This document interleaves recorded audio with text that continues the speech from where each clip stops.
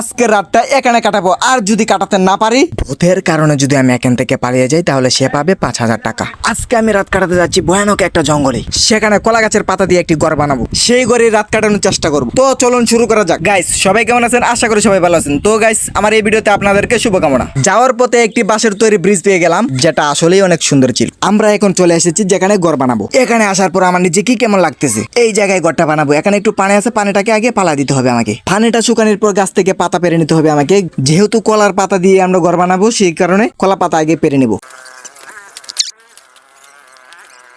অনেকগুলো কলা পাতা আমরা পেরে নিলাম, মনে হয় এটি দিয়ে হয়ে যাবে, না হলে আবার পারতে হবে, কোনো সমস্যা নাই।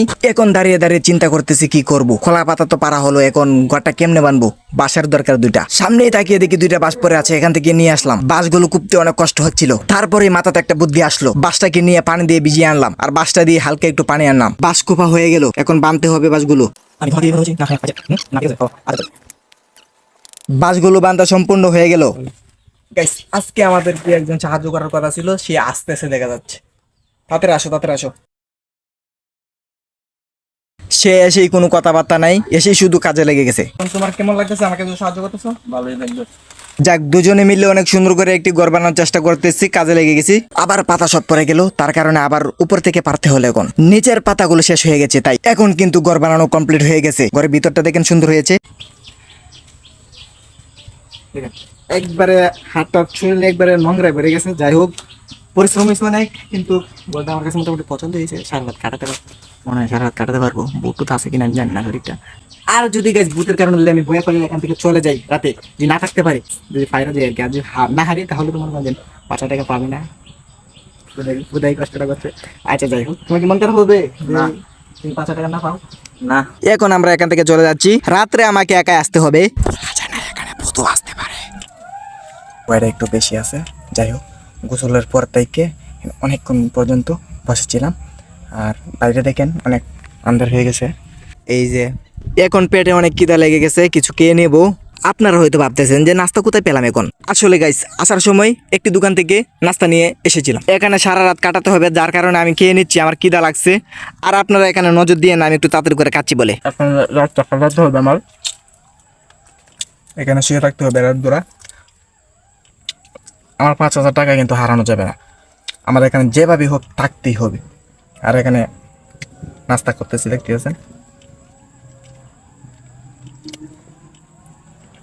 পানির বদলে একটা লিচি খেয়ে নিচ্ছি।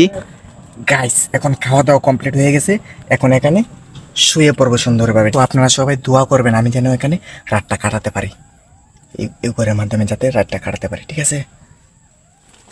এখানে আমি রাতটা কাটাবো।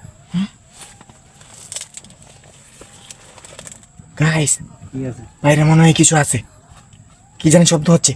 গাইস আমার ভয় করতেছে অনেক, আমার অনেক ভয় করতেছে গাইস।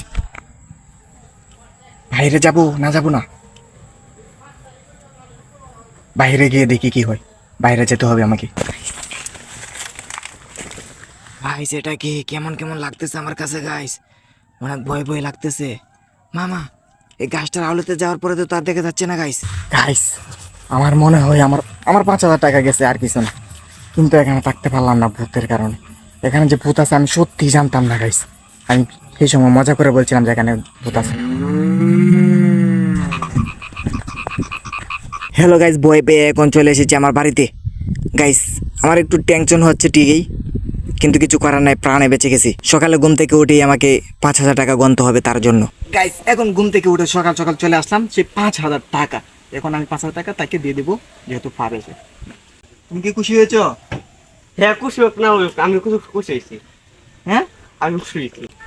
তুমি 5,000 টাকা বাগ আছে, তার মানে কি তুমি ভূত হয়ে আমাকে ভয় দেখাইছিলা?